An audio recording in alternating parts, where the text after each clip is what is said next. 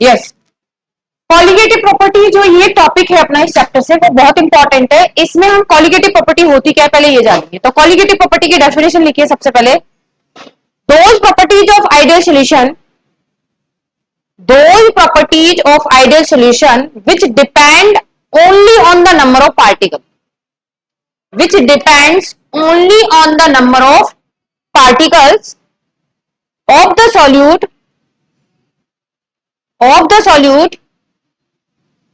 and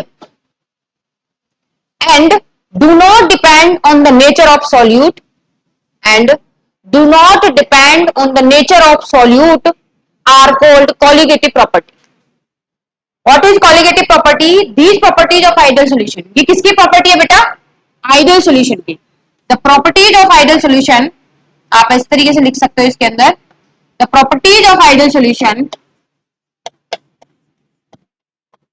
the properties of ideal solution which depends only on number of particles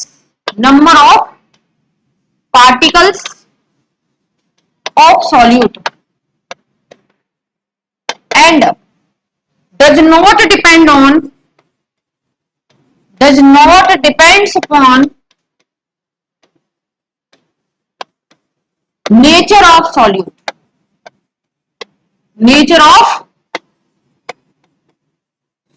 important है, आपको अभी की अभी याद हो जाना चाहिए। इधर देखिए आप ध्यान से, क्या लिखा है मैंने, तो प्रॉपर्टीज ऑफ आइडियल सॉल्यूशन, सबसे पहले तो आपको ये मालूम होना चाहिए कि आइडियल सॉल्यूशन की प्रॉपर्टीज है। तो properties of ideal solution which depends upon number of particle. देखिए ये इंपॉर्टेंट है, इसके अंदर number of particles of solute, this is important line, देखिए ध्यान से, number of particles of a solute, solute के नंबर ऑफ पार्टिकल्स पे ही डिपेंड करेगी ये प्रॉपर्टीज। इसको मतलब नहीं है कि आपने सॉल्यूट का नेचर कैसा लिया है। नेचर का मतलब क्या है मैम, यहाँ पे नेचर का मतलब है आपने सॉल्यूट को लिक्विड लिया है, आपने सॉलिड लिया है, या फिर आप गैस के बारे में डिस्कस कर रहे हो। इस चीज से इसको कोई भी लेना देना नहीं है। It's depend only on number of particle, आप उसमें कितना डिजोल्व कर रहे हो, how many amount you will dissolve in the solution, solute का कितना अमाउंट आप डिजोल्व कर रहे हो, उसी चीज पे डिपेंड करेगा क्या, कॉलिगेटिव प्रॉपर्टी। एक ऐसी प्रॉपर्टी आइडियल सॉल्यूशन की जो सिर्फ और सिर्फ number of particle of the solute पे डिपेंड करेगी। It does not depend upon the nature of solute. Is it clear to all?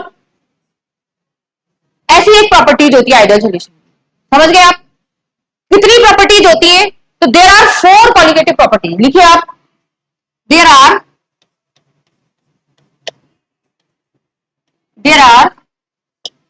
4 colligative property. There are 4 colligative property. There are 4 colligative property.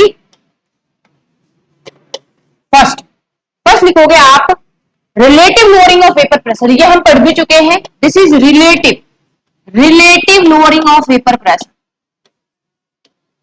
relative lowering of vapor pressure. Yes, who tell me what is mean by relative lowering of vapor pressure?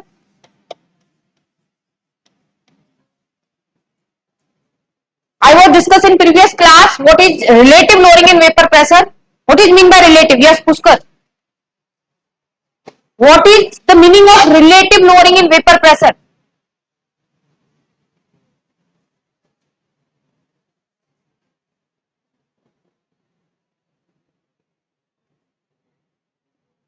Relative lowering, P naught minus PS divided by PS, P naught is equal to mole fraction of solute, means number of moles of B divided by number of moles of A plus number of moles of B. This is relative lowering, yeah, right? This is relative lowering. पढ़े नहीं थे घर जाके, बिल्कुल खोल के नहीं देखते, रिवाइज नहीं करते चीजों को। And this is relative, this is lowering in vapor pressure, and this whole is relative lowering in vapor pressure. ऐसे काम नहीं चलेगा बेटा। Yes, first qualitative property is relative lowering in vapor pressure and in short form क्या बोलते हैं इसको, देखिए RLVP, इसको शॉर्ट फॉर्म में RLVP बोलते हैं, relative lowering in vapour pressure. Next qualitative, proceed down, next qualitative property is elevation in boiling point, elevation in boiling point, elevation in boiling point, right? And third property is depression in freezing point, depression in freezing point,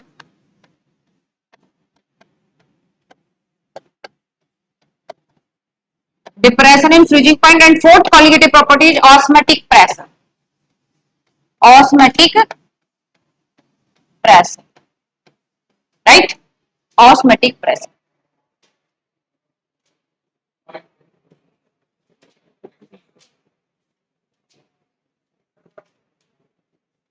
Osmotic pressure.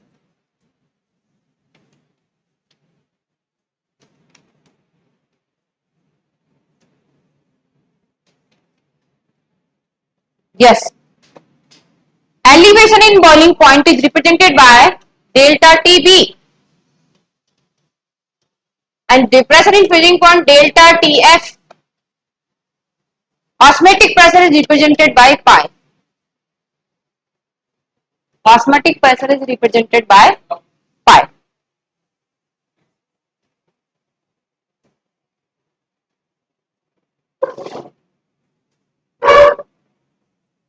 Osmotic pressure is represented by pi. Yes. First of all, we discuss the relative lowering of vapor pressure. Relative lowering of vapor pressure ये हम discuss कर भी चुके हैं, same formula है, आप उसको याद रखोगे, इन चारों के फॉर्मूले दूंगी मैं आपको और न्यूमेरिकल प्रैक्टिस करेंगे, ठीक है। अच्छा, एक चीज हम थोड़ा सा समझ लेते हैं, जैसे मैंने आपको बताया था वेपर प्रेशर के अंदर lowering, lowering of vapour pressure, मैंने आपको किसका एग्जांपल दिया था, जैसे चाय का एग्जांपल दिया था। जब भी आप चाय बनाते हो तो उसके अंदर कोई नॉन वोलेटाइल जब सॉल्यूट आप डिजोल्व करते हैं तो उसका वेपर प्रेशर क्या हो जाता है, डिक्रीज हो जाता है, लोअरिंग हो जाती है ना वेपर प्रेशर के अंदर। अगर विद रेस्पेक्ट टू हम पहले देखें कितना था तो उसको relative lowering in vapour pressure. Next is elevation in boiling point. What is mean by the word elevation, increase होना है ना, तो elevation in boiling point, boiling point में इंक्रीज होता है कि नहीं होता है, एक बात बताइए मुझे। जब आप नॉन वोलेटाइल सॉल्यूट डालोगे, पहले मान के चलो 100 डिग्री पे आपका वो बॉइल हो रहा था, राइट, जैसे ही मैंने नॉन वोलेटाइल सॉल्यूट इसमें डाला तो उसको वेपर प्रेशर कम हो गया, तो अब उसको और हीट करना पड़ रहा है कि नहीं करना, तब फिर वापस से बॉइल आ जाता है उसके अंदर। अरे चाय के अंदर चीनी डाल देते हो, थोड़ी देर के लिए तो शांत हो जाती है, वापस से बॉइल आता है कि नहीं आता, आता है ना। तो वही बात बताने की कोशिश करी हूं कि जब हम नॉन वोलेटाइल सॉल्यूट डालते हैं ना तो उसके बॉइलिंग पॉइंट के अंदर इंक्रीज होता है कि नहीं होता, और वापस हीट करना पड़ता है और ज्यादा बॉइल करना पड़ता है, फिर वापस से वेपर प्रेशर क्रिएट होता है या बॉइलिंग क्रिएट होती है। तो वही बात है कि जो जब हम नॉन वोलेटाइल सॉल्यूट डालते हैं ना तो बॉइलिंग पॉइंट के अंदर एलिवेशन होता है, बढ़ोतरी होती है, बॉइलिंग पॉइंट में क्या होता है, बढ़ोतरी होती है, मतलब बॉइलिंग पॉइंट इंक्रीज हो जाता है। पहले मान चलो आधा घंटे में उफान आ रहा था, बॉइल हो रहा था कोई चीज, जब उसमें नॉन वोलेटाइल डालूंगी तो अब आधा घंटे से ज्यादा 45 मिनट्स आपको वेट करना पड़ेगा, तब जाके उसमें उबाल आएगा, बॉइल आएगा। आप मेरी बात समझ पा रहे हो मैं क्या कह रही हूँ। तो नॉन वोलेटाइल सॉल्यूट ऐड करने से आपका बॉइलिंग पॉइंट में इंक्रीजमेंट दिखाई देता है, उसी इंक्रीजमेंट को हम एलिवेशन इन बॉइलिंग पॉइंट बोलते हैं। Now depression in freezing point, for example जैसे मैं वाटर को फ्रीज करने जा रही हूँ, वाटर को फ्रीज कर रही हूँ, फॉर एग्जांपल वाटर आपका 0 डिग्री पर फ्रीज हो रहा है, राइट। अब उसके अंदर मैंने नॉन वोलेटाइल सॉल्यूट डाल दिया, non volatile solute for example NaCl डाल दिया, मैंने वाटर के अंदर NaCl डाला, मैंने देखा एक गिलास के अंदर प्योर वाटर है, उसको मैंने फ्रीज करने को छोड़ा, एक एक मैंने ग्लास के अंदर उसमें नमक डाला और फिर उसको फ्रीज करा। मुझे बताइए किसको टाइम लगेगा फ्रीज होने में, जो नॉन वोलेटाइल सॉल्यूट डाला उसका। अच्छा, टाइम लग रहा है, इट मींस उसका फ्रीजिंग पॉइंट मुझे और डाउन करना पड़ेगा। अरे फ्रीज करने के लिए टेम्परेचर डाउन करना पड़ता है कि नहीं पड़ता, ठंडा किसी चीज को करोगे तो टेम्परेचर कम पे ही तो ठंडा होता है, कोई ज्यादा पे होता है। तो टेम्परेचर के केस में, फ्रीजिंग पॉइंट के केस में क्या होती है, कमी होती है, कम करना पड़ता है टेम्परेचर को। और बॉइलिंग पॉइंट में बढ़ाना पड़ता है। मानते हो इस चीज को, किसी भी चीज को जब आप फ्रीज आउट करते हो तो उसका टेम्परेचर कम करना पड़ता है, और कम टेम्परेचर को ही हम यहाँ पे किस वर्ड से डिनोट कर रहे हैं, डिप्रेशन। तो जब भी आप नॉन वोलेटाइल सॉल्यूट डालोगे किसी भी सब्सटेंस के अंदर, तो उसके फ्रीजिंग पॉइंट में डिप्रेशन देखने को मिलता है, कमी देखने को मिलती है, मतलब और कम करना पड़ेगा टेम्परेचर, तब जाके वो क्या होता है, फ्रीज आउट होता है। लास्ट है ऑस्मोटिक प्रेशर। ऑस्मोसिस तो मैंने पढ़ाया शायद आपको, what is mean bye osmosis, आपने बायोलॉजी में भी पढ़ा होगा। ऑस्मोसिस, जैसे आपने वो देखा है किसमिस का एग्जाम्पल, किसमिस आप ओवरनाइट के लिए वाटर में डाल के छोड़ दीजिए, सुबह आपको एक स्वेल हुई मिलेगी, वो मिलेगी कि नहीं मिलेगी, वो कौन सा फिनोमिना है, ऑस्मोसिस का फिनोमिना। तो ये चार फिनोमिना है, इनको किस चीज से डिनोट किया जाता है, ये चार प्रॉपर्टीज है जो हमें यहाँ पे स्टडी करनी है। सबसे पहले मैं आपको रिलेटिव लोअरिंग स्टडी करवा चुकी हूँ, मैं यहाँ पे फॉर्मूला बता रही हूँ आपको रिलेटिव लोअरिंग का क्या फॉर्मूला होता है। तो फर्स्ट है आपकी colligative relative lowering, that is P not minus P S divided by P not is equal to N B divided by N A plus N B, right. This is relative, this is relative term and this is lowering in vapour press, दोनों आपको समझना है। अब यहाँ पे कुछ term समझ लेते हैं, what is P not. P not vapour pressure of pure substance, vapour pressure of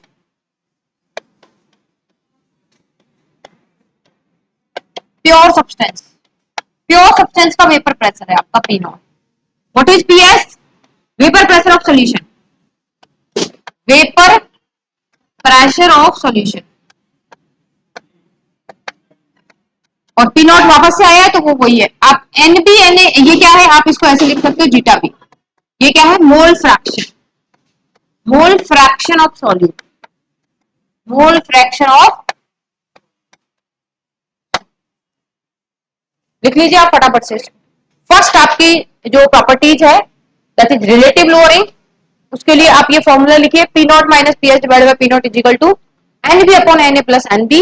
N A N B को हम क्या बोल सकते हैं यहाँ पे मोल फ्रैक्शन ऑफ बी, और बी यहाँ पे हम किसको मान रहे हैं, बी यहाँ पे हमारा सॉल्यूट है, और ए हम मानेंगे यहाँ पे सॉल्वेंट को, ऐसा एज्यूम किया हुआ है, let's assume.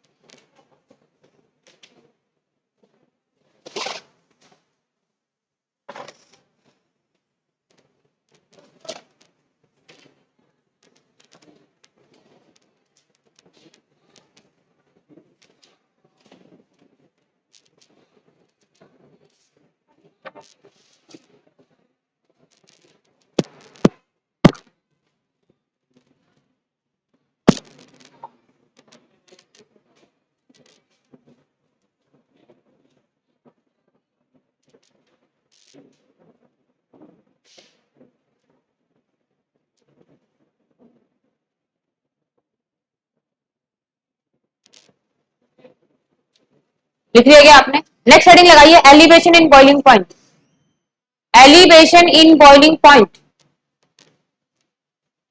Elevation in boiling point.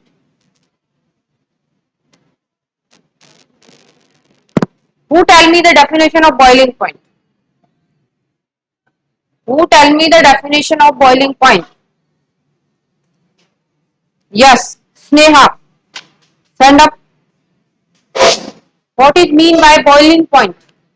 Boiling point is a substance when the surface level particles Vaporize. Or we can say ऐसा टेम्परेचर जिसपे कोई सब्सटेंस बॉयल हो जाए, बॉयल तो पूरा ही होएगा, बॉयल तो पूरा होता है, वेपराइज सरफेस के मॉलिक्यूल्स होते हैं। मैं यहाँ पे बॉइलिंग पॉइंट की बात कर रही हूँ, not a vaporisation process. What is mean by boiling point, yes Sunil, what is mean by boiling point? Temperature या फिर ऐसे पर्टिकुलर पॉइंट पर पहुंचते पहुंचते तो कर रहे हैं वो अपने टेम्परेचर पे आए और कुछ धीरे धीरे करके वेपराइज हो जाए, टेम्परेचर को बॉइलिंग पॉइंट या बॉइलिंग टेम्परेचर, बॉइलिंग पॉइंट या बॉइलिंग टेम्परेचर, यस लक्षिता।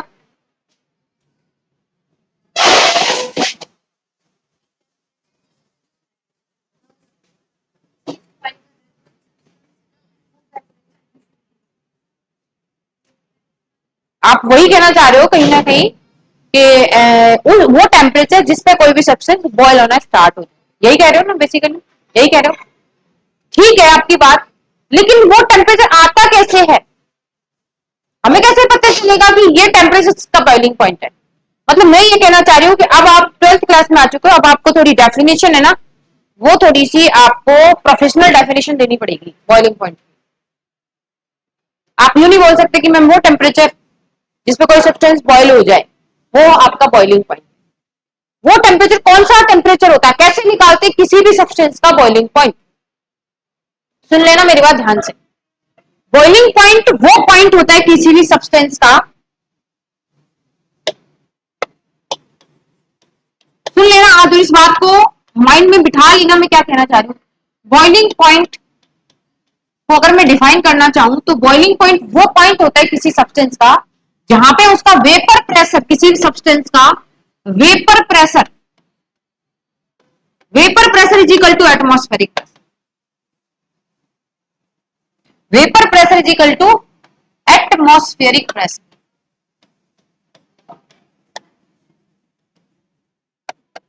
और ये जो पॉइंट आएगा ना जहां पे किसी भी सब्सटेंस का वेपर प्रेशर उसके एटमॉस्फेरिक प्रेशर के इक्वल हो जाएगा, उस टेम्परेचर पे वो सब्सटेंस क्या स्टार्ट हो जाता है, बॉयल होना स्टार्ट। कहने का मतलब मैं ये कहना चाह रही हूं आपसे कि कोई भी सब्सटेंस बॉयल कब होता है, जब सब्सटेंस का वेपर प्रेशर उसके एटमॉस्फेरिक प्रेशर के इक्वल हो जाता है, तब जाके कोई भी सब्सटेंस क्या होता है, बॉयल होता है। और सुन लो मेरी बात ध्यान से, हम जब किसी सब्सटेंस को बॉयल करते हैं, फॉर एग्जांपल मैंने यहाँ पे कोई भी सब्सटेंस लिया है, फॉर एग्जांपल मैं वाटर की बात कर लेती हूँ, दिस इज H2 राइट, मैं इसको हीट कर रही हूँ नीचे से, हीट कर रहे हैं हम इसको नीचे से, क्या होगा, फॉर एग्जांपल यहाँ हीट किया गया क्या, पहले 10 डिग्री था, फिर 20 डिग्री टेम्परेचर हुआ, फिर 30 हुआ, 40, ऐसे कर करके हमें 1 घंटा हो चुका है। अब हमारा जो टेम्परेचर का जो टेम्परेचर है वो है 100 डिग्री। 100 डिग्री पे हमें पता है कि वाटर बॉयल होना स्टार्ट हो जाता है, वाटर का बॉइलिंग पॉइंट कितना होता है, 100 डिग्री। तो 100 डिग्री ही रहेगा कब तक, आपको 1 घंटा हो चुका है इसको हीट करते करते करते, 100 आपने क्या कर लिया, अप्रोच कर लिया 100 को। अब ये 100 ही रहेगा जब तक ये पूरा पानी इवोपरेट नहीं हो जाए। आधा घंटा और हीट किया तो टेम्परेचर तो मैम राइज होना चाहिए था ना, हम पहले कर रहे थे, हमने देखा 10 मिनट में 10 डिग्री राइज हुआ, 20 मिनट में 20 डिग्री राइज हो गया, 30 मिनट्स के अंदर 30 डिग्री हो गया अपना टेम्परेचर, 40 मिनट्स के अंदर 40 डिग्री हो गया। हमने 1 घंटे तक हीट किया तो हमारा कितना हो गया, 100 डिग्री हो गया।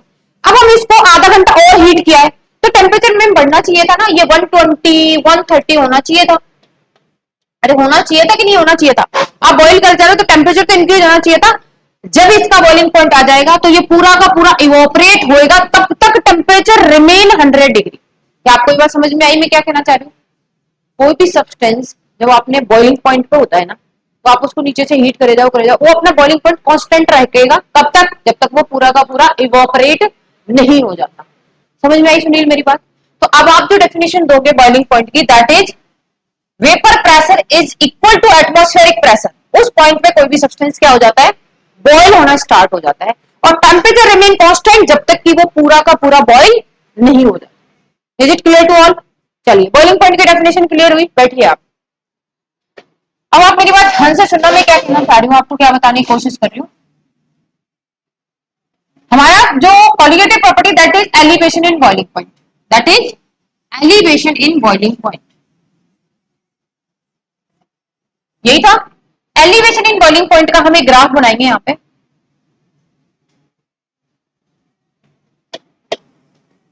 Elevation in boiling point, yes.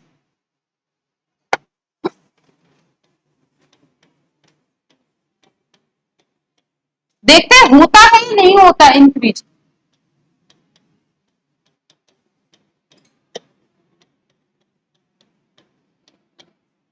Late me check the boiling point increase और नॉट। एग्जाम्पल, मैंने यहाँ पे ग्राफ बनाया जिसके अंदर मैंने यहाँ पे इस लाइन पे वाई एक्सिस पे क्या ले रखा है मैंने, एटमॉस्फेरिक प्रेशर और वेपर प्रेशर। क्या लोगे यहाँ पे आप, वेपर प्रेशर। किसी भी सब्सटेंस का क्या ले रही हूं मैं यहाँ पे, समझ लीजिए बाद में लिख लेना। वेपर प्रेशर ले रहे हैं अपन यहाँ पे, ठीक है, इस लाइन पे हमने वेपर प्रेशर ले रखा, और यहां ले रहे हैं हम टेम्परेचर। यही तो देख रहे थे हम, टेम्परेचर में इंक्रीजमेंट आता है या नहीं आता है। जब नॉन वोलेटाइल सॉल्यूट ऐड करते हो किसी भी वोलेटाइल सब्सटेंस के अंदर। यहां मैंने टेम्परेचर ले रखा है। अब सुनना मेरी बात ध्यान से, ये ग्राफ समझ लेना तो आपको एलिवेशन एंड बॉइलिंग पॉइंट समझ में आ जाएगा। मेरी बात सुनना आप ध्यान से। फॉर एग्जाम्पल यहां पे जाके एटमॉस्फेरिक प्रेशर है 80 इस पॉइंट पे एटमॉस्फेरिक प्रेशर है, राइट। वेपर प्रेशर इंक्रीज हुआ, जब ये एटमॉस्फेरिक प्रेशर के इक्वल हो जाएगा तो क्या हो जाएगा, ये बॉइल करना स्टार्ट हो जाएगा। यही बताया मैंने, यहां से कोई सब्सटेंस का टेम्परेचर इंक्रीज हुआ, वेपर प्रेशर भी इंक्रीज हुआ। जब ये वेपर प्रेशर एटमॉस्फेरिक प्रेशर के इक्वल हो जाएगा तो इसका बॉइलिंग पॉइंट आ जाएगा कि नहीं आ जाएगा। मैंने एक प्योर सब्सटेंस लिया है, उस प्योर सब्सटेंस को मैंने बॉइल किया है और मैंने इस तरीके से ग्राफ बना दिया। कैसे कि जैसे जैसे आप टेम्परेचर बढ़ा रहे हो तो वेपर का प्रेशर भी बढ़ रहा है। कुछ ग्राफ यही दिखा रहा है, टेम्परेचर बढ़ाने पे प्रेशर भी बढ़ रहा है, ऐसा कुछ ग्राफ। आप मुझे बताइए ये जो पॉइंट आएगा यहाँ पे, इस पॉइंट पे इस सॉल्वेंट का, ये सॉल्वेंट है, सॉल्यूट नहीं डाला है, प्योर सॉल्वेंट की बात है ना। इस सॉल्वेंट का इस पॉइंट पे क्या होगा, बॉइलिंग पॉइंट आएगा। क्यों? क्योंकि टेम्परेचर बढ़ाए वेपर प्रेशर अब किसके इक्वल हो गया, एटमॉस्फेयर। इस पॉइंट पे एटमॉस्फेयर के इक्वल हो चुका है। इस पॉइंट को हम बोल सकते हैं कि ये जो टेम्परेचर आएगा, दिस टेम्परेचर डेल्टा टीबी, वो टीबी क्या है, ये delta TB, sorry delta TB बोलेंगे, वो डेल्टा नहीं सॉरी टीबी नॉट बोलेंगे। टीबी नॉट, नॉट किस लिए वर्ड यूज करते थे, प्योर के लिए। अच्छा, जब अब मैंने क्या किया, इसमें इसके अंदर मैंने अब सॉल्यूट मिक्स कर दिया तो क्या बन गया ये, अब इस बार सॉल्यूशन बन गया। पहले प्योर सॉल्वेंट था, फिर मैंने सॉल्यूट मिक्स किया, सॉल्यूशन। अब सॉल्यूशन का जो वेपर प्रेशर एकदम डिक्रीज होगा। देखिए ध्यान से देखना मैं क्या बताना चाह रही हूँ। मैं ये कह रही हूं आपसे कि मान के चलो पहले वेपर प्रेशर यहां था सॉल्वेंट, जैसे जैसे टेम्परेचर बढ़ाया वेपर प्रेशर इंक्रीज हुआ और ये वेपर प्रेशर एटमॉस्फेयर प्रेशर के जहां पे इक्वल हो जाएगा उस पॉइंट को मैंने क्या बोल दिया, बॉइलिंग पॉइंट बोल दिया। अब मैंने जैसे ही इसमें नॉन वोलेटाइल सॉल्यूट ऐड किया तो देखो वेपर प्रेशर क्या हो गया, डिक्रीज। भाई ये रेंज है आपकी वेपर प्रेशर की, यहाँ कम है यहाँ ज्यादा। जैसे ही इस सॉल्वेंट के अंदर मैंने नॉन वोलेटाइल सॉल्यूट को ऐड किया तो इसका वेपर प्रेशर क्या होगा, डिक्रीज। तो डिक्रीज होगा, इस मतलब यहां लाई कर रहा है कहीं, इसलिए मैंने ग्राफ ऐसा बनाया। ये आप पूछ सकते हो कि मैम सॉल्वेंट का ग्राफ आपने ऊपर बनाया, सॉल्यूशन का ग्राफ आपने नीचे बनाया, क्यों? क्योंकि सॉल्वेंट का वेपर प्रेशर ज्यादा है, जैसे ही नॉन वोलेटाइल डालेंगे सॉल्यूशन का वेपर प्रेशर कम हो जाएगा। अब ये फिर से वेपर प्रेशर कम हुआ, फिर से हीट किया, फिर से ये बॉयल होना स्टार्ट होगा ना। तो फिर से ये कहां पे जाके, इस पॉइंट पे जाके ये क्या करेगा आपको, ये एटमॉस्फेयर प्रेशर के इक्वल होगा। और ये जो टेम्परेचर आएगा इस बार, ध्यान से देखिए, ये जो टेम्परेचर आएगा ना, कौन सा, ये वाला, दिस टेम्परेचर, ये किसका टेम्परेचर है, सॉल्यूशन का। इसको बोलेंगे टीबी। क्या बोलेंगे, टीबी। अब आप एक बात बताइए, पहले था, मैं क्या पढ़ रही हूं, एलिवेशन इन बॉइलिंग, कितना एलिवेट हुआ है बॉइलिंग पॉइंट में। तो आप बताइए पहले सॉल्वेंट का इतना था, फिर इतना हो गया, तो कितना इंक्रीज हुआ। फाइनल माइनस इनिशियल करके हम चेंज निकालेंगे, कितना चेंज है। फाइनल सॉल्यूशन का ये है, पहले सॉल्वेंट का ये था, इन दोनों का डिफरेंस ही तो होगा, चेंज कितना आएगा। तो चेंज को हम डेल्टा से दिखाते हैं, ये तो आप सबको पता है। डेल्टा टीबी बॉइलिंग पॉइंट की बात करें, इसलिए delta TB is equal to क्या हो जाएगा बताइए, final minus initial means TB minus TB not. हमारे पास फॉर्मूला आ चुका है, एलिवेशन इन बॉइलिंग पॉइंट का फॉर्मूला आ चुका है, delta TB is equal to TB minus TB not. What is delta TB, what is delta TB,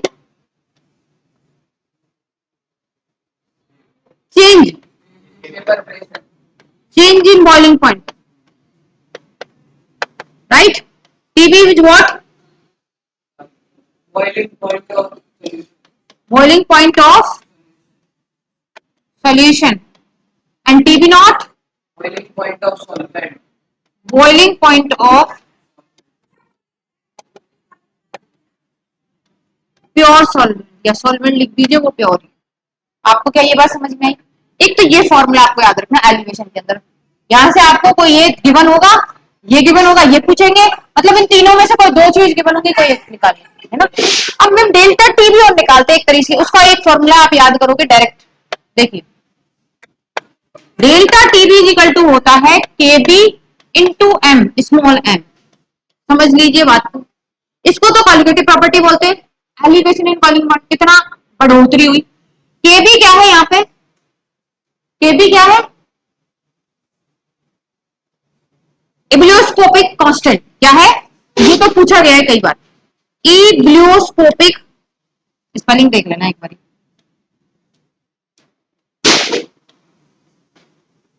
या फिर आप इसको बोल सकते हो elevation in boiling point, elevation constant. क्या बोल सकते हैं इसको? Elevation constant, right. And M क्या है यहाँ पे? एम है यहाँ पे मोलिलिटी। क्या है? Molality, right. अच्छा, इस फॉर्मूले को एक तरीके से और लिख सकते हैं, delta TB is equal to K B. Molality का फॉर्मूला खोल दीजिए आप, सबको पता है W into 1000 divided by MW into mass of solvent, mass of solvent, solvent. Because हमने 1000 का मल्टीप्लाई कर रखा है ऊपर, तो हम क्या करेंगे, इसको ग्राम में लिखेंगे। तो ये हमारा दो फॉर्मूले फाइनल बन के ready।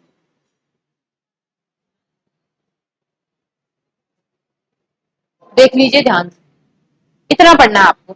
तीन फॉर्मूले हैं, कुछ नहीं है, तीन है, दो ही फॉर्मूले हैं। कौन कौन से? एक तो ये delta TB equal to TB minus TB not, and delta TB to KB into M. M का फॉर्मूला मैं ऑलरेडी लर्न। फर्स्ट फॉर्मूला था P not minus P S divided by P not is equal to mole fraction of B. Second elevation का delta TB is equal to TB minus TB not.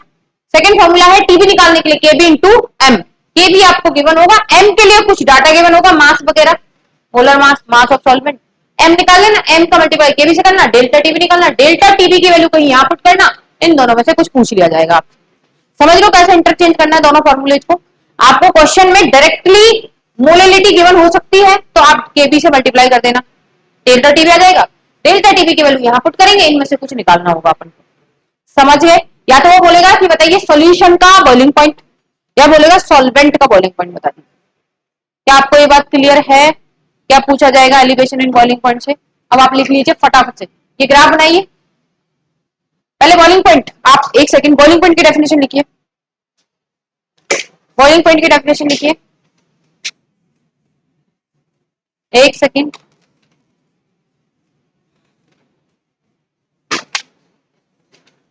हाँ, yes, the boiling point of a liquid, the boiling point of a liquid,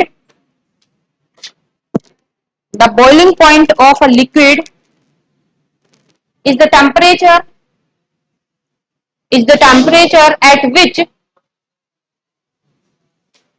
is the temperature at which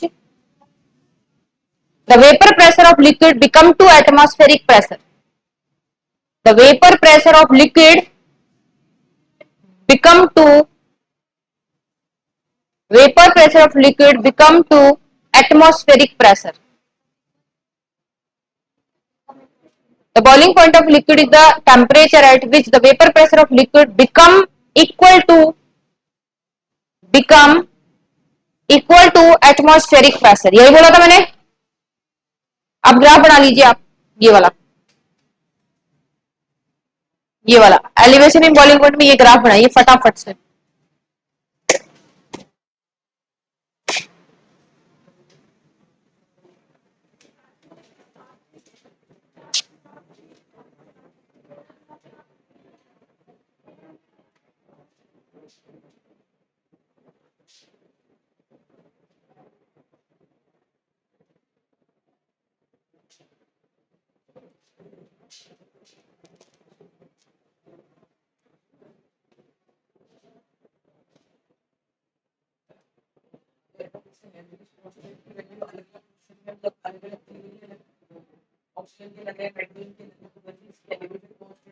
given होगी आपको, same रहती है, constant है ये, और question में given होगी आपको। मोलल एलिवेशन कांस्टेंट, इसको क्या बोला जाता है? Molal elevation constant. This is molal elevation constant.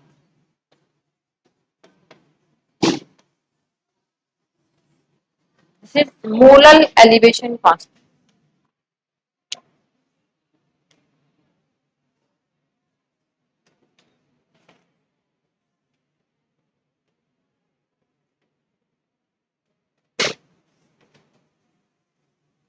सबके लिए अलग अलग होती है वैसे तो इसकी वैल्यू, और आपको क्वेश्चन में गिवन होगी।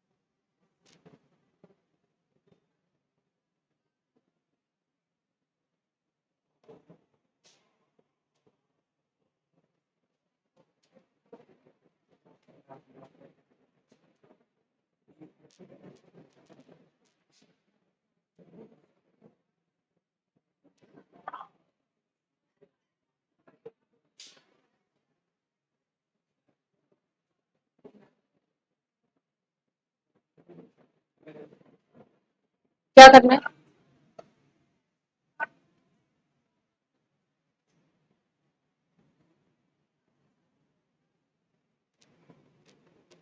हेडिंग लगाइए मोलल एलिवेशन कांस्टेंट, फटाफट से लिखिए बेटा। इसको एक काम करना, आप घर पर जाके नोट कर लेना, वीडियो पर डालेंगे नहीं शायद आज, लिख लीजिए आप।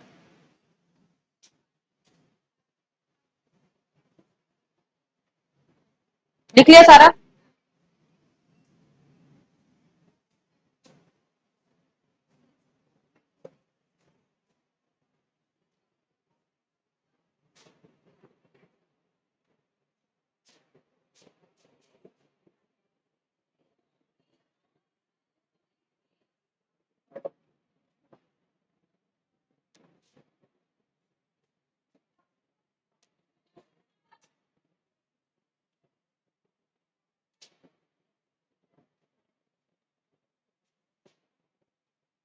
Now molal elevation constant,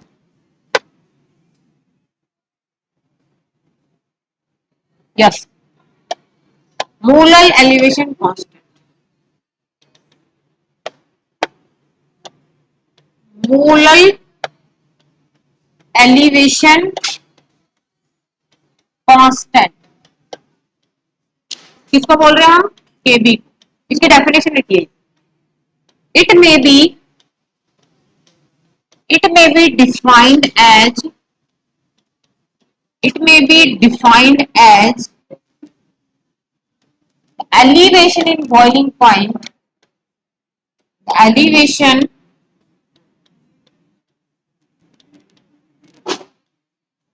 of boiling point, elevation of boiling point when molality of solution is taken as unity। क्या आपको डेफिनेशन समझ में आई?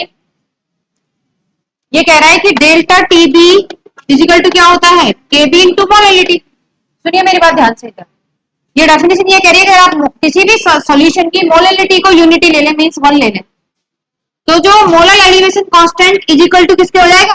Elevation in boiling point. नहीं समझे? If molality of solution is unity, is taken as unity, then elevation in boiling elevation constant, molar elevation constant is equal to elevation in boiling point. This is elevation in boiling point qualitative property. Delta TB दिखाया था मैंने, याद नहीं है क्या?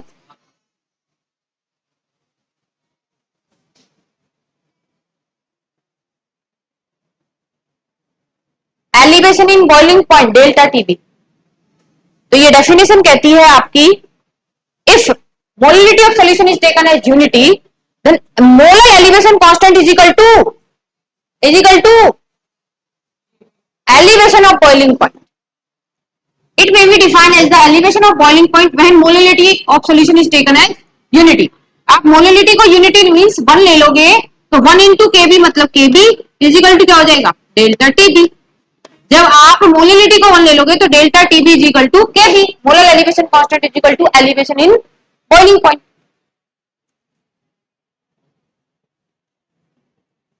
लिख लिया आपने? नेक्स्ट, अच्छा आप मुझे बताइए इस फॉर्मूले से आपसे क्या क्या पूछा जा सकता है। अब आप इधर आ जाइए, ध्यान से देखिए मेरी बात सुनिए ध्यान से। मैं आपसे यहां बात कर रही हूं कि अगर मैं यहां पे, इधर देखना, मेरे पास 2 फॉर्मूले हैं, याद रख लीजिए, delta TB is equal to TB minus TB not. Is it clear? एक ये फॉर्मूला है, ये फॉर्मूला तो एज ही रहेगा। एक फॉर्मूला है delta TB is equal to KB into molality, right. अब इस फॉर्मूले से क्या क्या पूछा जा सकता है, इसको मैं थोड़ा सा इलाबोरेट कर रही हूँ। Delta TB is equal to KB into W into 1000 divided by M W into mass of solvent. अब मेरी बात सुनना, आप न्यूमेरिकल में क्यों फंसते हो? बिकॉज आपको न्यूमेरिकल का ये जो फॉर्मूला है ना वो लगाना ही नहीं आता। सुनिए आप मेरी बात ध्यान से, ये आपके सामने फॉर्मूला है, आपको क्वेश्चन में हो सकता है ये 2 डाटा गिवन हो, boiling point of solution, boiling point of pure solvent, वहां से डेल्टा टीबी निकाल लें। डेल्टा टीबी की वैल्यू यहां पुट करके वो ये 2 इंफॉर्मेशन देगा, डायरेक्ट डेल्टा टीबी नहीं देगा क्वेश्चन में, वो 2 इंफॉर्मेशन देगा। इन 2 इंफॉर्मेशन से मैं डेल्टा टीबी निकाल सकता। इस डेल्टा टीबी की वैल्यू यहां पुट के इनमें से कोई भी चीज पूछी जा सकती है, कोई एक, या तो मास पूछ लेगा, या मोलर मास पूछ लेगा, या मास ऑफ सॉल्वेंट भी पूछ सकता है। समझ गए? 1000 पूछेगा नहीं, मोलर मास पूछेगा नहीं, मोलर मास तो पूछ सकता है, सॉरी मोलर मास पूछ सकता है, मास दे देगा। मतलब कहने का मतलब है कोई ये चीज दे के यहां से ये निकाल के यहां पुट करके इनमें से कोई एक चीज पूछेगा। क्या आपको ये बात समझ में आई? एक्सप्रेशन कैसे बनाना है देख लीजिए। फॉर एग्जाम्पल मेरे से एमडब्ल्यू पूछा है, एमडब्ल्यू पूछा है, सारी चीज गिवन है, एमडब्ल्यू निकालना है। कैसे लिखोगे बताओ? एमडब्ल्यू, ये जो चीज है वो नीचे जाएगी, जाएगी नहीं जाएगी? एमडब्ल्यू इधर आ जाएगा, तो क्या फॉर्मूला बनेगा? KB into W into 1000 divided by L TB into mass of solvent. क्या आप इस तरीके से इसको इधर उधर नहीं कर सकते क्या, ये बताइए मुझे आप। और कर सकते हैं तो सिर्फ हमें इतने फॉर्मूले याद करने की जरूरत नहीं है, हमें सिर्फ और सिर्फ ये फॉर्मूला याद होना चाहिए। यहां से ये फॉर्मूला हम खुद से बना सकते हैं, बिकॉज मोलरिटी का फॉर्मूला हमें लर्न। क्या समझ में आई आपको ये बात? इसमें आपसे मोलर मास भी पूछा जा सकता है और मास भी पूछा जा सकता है। Is it clear Pushkar? चले आगे, न्यूमेरिकल करा दे थोड़े, या फिर पढ़ा दे एक बार क्वालिटेटिव प्रॉपर्टी? नहीं, न्यूमेरिकल करिए आप। चलिए,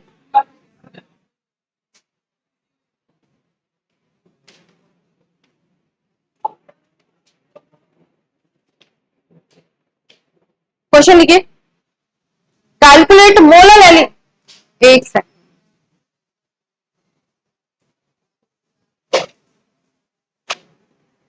यस लिखिए, calculate molar elevation constant of water, calculate molar elevation constant of water,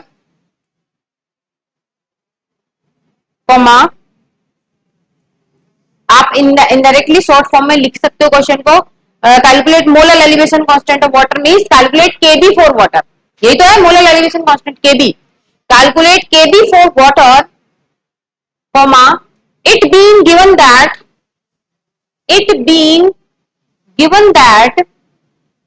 0.1 molar aqueous solution, 0.1 molar aqueous solution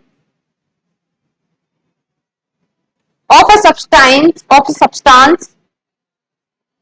boil at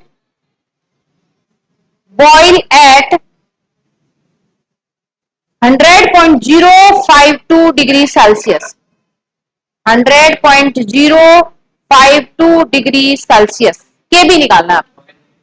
boil at 100.052 degree Celsius.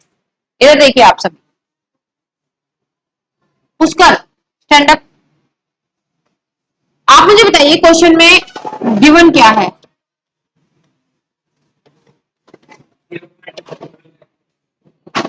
क्या है? कहने का मतलब मोलिलिटी गिवन है मैम, कितना? 0.1। और टेम्परेचर किसका दे रखा है? सॉल्यूशन का दे रखा है या सॉल्वेंट का दे रखा है? मैं ये पूछना चाहती हूँ। लैंग्वेज से समझिए। Calculate the molar elevation constant of water. पूछा गया आपसे केबी फॉर वाटर, आपको कैलकुलेट करने को बोला है। मोलिलिटी गिवन है 0.1 and molar electro solution of a substance boiled at 100.052 means आपको बॉइलिंग पॉइंट ऑफ सॉल्यूशन दे रखा है। इधर देखना, सबका ध्यान होना चाहिए। बॉइलिंग पॉइंट ऑफ, ये क्वेश्चंस आते हैं, कितना दे रखा है बेटा? 100.052 डिग्री सेल्सियस दे रखा है, राइट? बढ़ जाइए। आप एक बात बताइए मुझे, केबी के लिए मेरे पास एक ही फॉर्मूला एलिवेशन के अंदर, केबी पूछा, इसका मतलब एलिवेशन वाला फॉर्मूला लगेगा, means delta TB is equal to KB into molality. यही है। मोलिलिटी मुझे डायरेक्टली गिवन है, केबी मुझसे पूछा है, कैसे करके मैं डेल्टा टीबी निकाल लूं? तो केबी निकाल सकती हूँ। केबी का एक्सप्रेशन क्या बनेगा ये बताइए? केबी इज इक्वल टू क्या हो जाएगा? Del TB divided by molality. ये अब मेरा टास्क रह गया है कि मैं डेल टीबी निकाल लूं कैसे? यही है। और डेल टीबी के लिए सिर्फ एक फॉर्मूला है, कौन सा?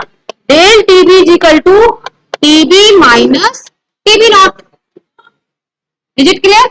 यही फॉर्मूला है क्या पुष्कर मेरे पास? अब सुनिए आप मेरे पास ध्यान से। मैम क्या हम ये निकाल सकते हैं? यस। आपको boiling point of solution given है। सोल्यूशन का बॉइलिंग पॉइंट हम यहाँ पे किससे रिप्रेजेंट कर रहे हैं? टीबी से।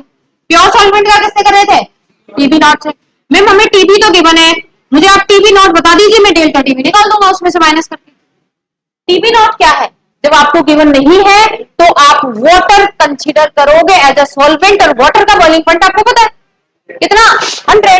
मुझे मिल गया टीबी नॉट। देखो टीबी तो मिल गया मुझे 100.052 degree Celsius and TB not मिल गया मुझे कितना? 100 डिग्री सेल्सियस। दोनों चीज मिल गई। वैल्यू पुट करिए।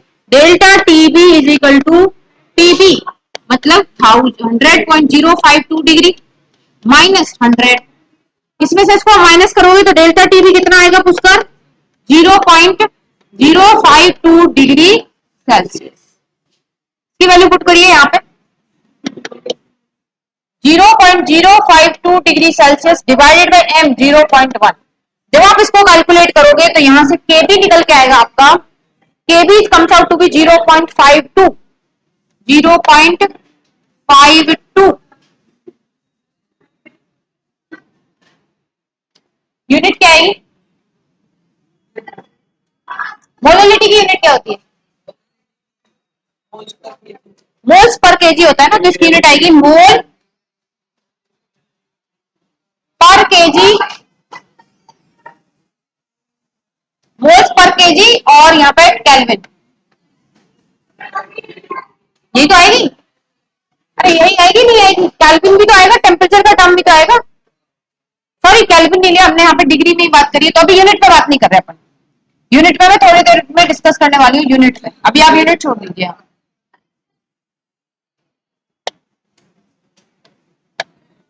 अभी आप थोड़ी देर के लिए यूनिट हम यहाँ पे डिस्कस नहीं कर रहे।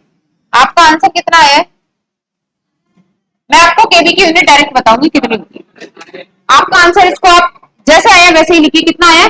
ये डिग्री में आया है, ऊपर हमने डिग्री में लिया था, और डिग्री सेल्सियस, और नीचे आ गया मोलिलिटी। आप ऐसे ही लिख लीजिए। क्या आपको ये समझ में आया कैसे किया मैंने? सिंपल है। जब आपको टीबी नॉट गिवन ना हो ना, तो वाटर को कंसीडर करते 100 ले लेना। क्लियर है? क्लियर है नहीं है ये क्वेश्चन? लिख लीजिए इसको फटाफट से आंसर।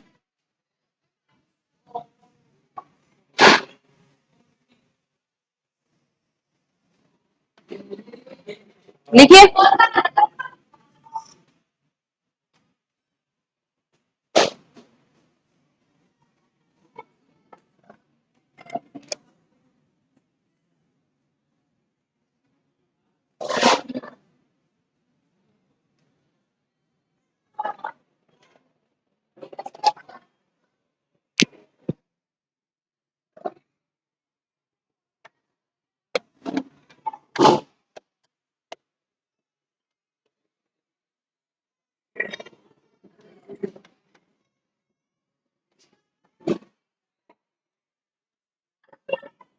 केबी निकालने का फॉर्मूला, अगर केबी गिवन नहीं है, कुछ इस टाइप की इंफॉर्मेशन गिवन है, तो आप केबी भी निकाल सकते हो। डिपेंड करेगा इंफॉर्मेशन क्या गिवन है क्वेश्चन। अब यहाँ पर भी केबी निकाल सकते, क्योंकि मुझे मोलरिटी गिवन था, डेल्टा टी भी गिवन था, तो केबी इस तरीके से निकाल दिया। अगर केबी निकालना है तो आप इस फॉर्मूले से भी केबी निकाल सकते हो। ये क्या है, सुन लीजिए बात को ध्यान से। इस फॉर्मूले को मॉडिफाई करके हम ये भी लिख सकते हैं, m1 r t not square divided by 1000 delta h vaporisation.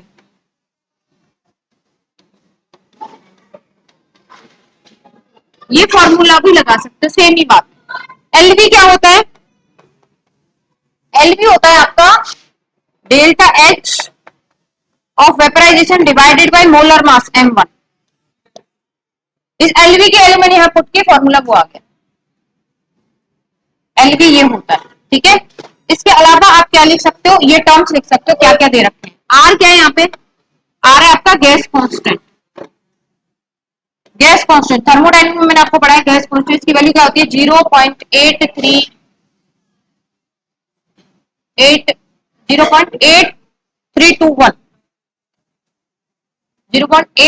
होता है। ये होता है आपका एटीएम लीटर पर केल्विन पर मोल। एक इसकी यूनिट होती है आर की, R is equal to 8.314 joule per kelvin per mole. ये दो यूनिट होती है। एक तीसरी यूनिट होती है आर की 2 कैलोरी। नेक्स्ट बात करेंगे हम, टी नॉट क्या है ma'am, T not this is temperature या boiling point, sorry,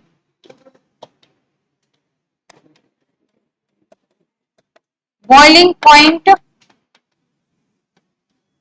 of pure solvent, boiling point of pure solvent.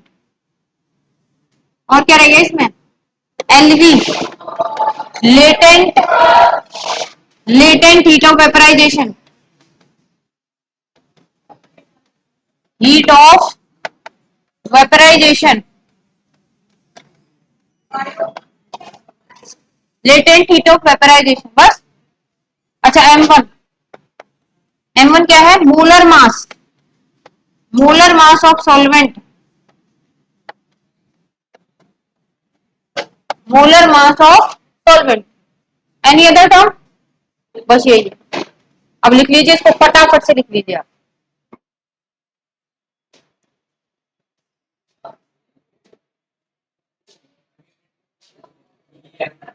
चलिए बेटा फटाफट से लिखिए।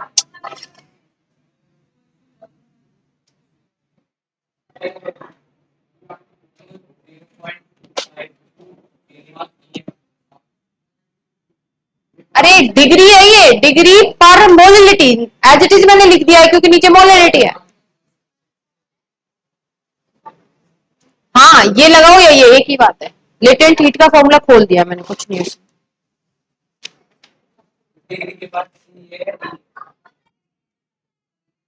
डिग्री स्लैश एम,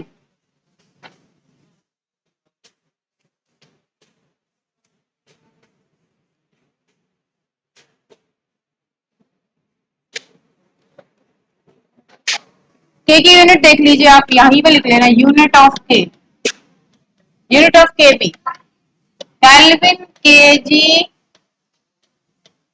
पर मोल, ये यूनिट होती है। लिख लेना, पूछी गई है कई बार। यूनिट ऑफ के बी होता है केल्विन केजी पर मोल।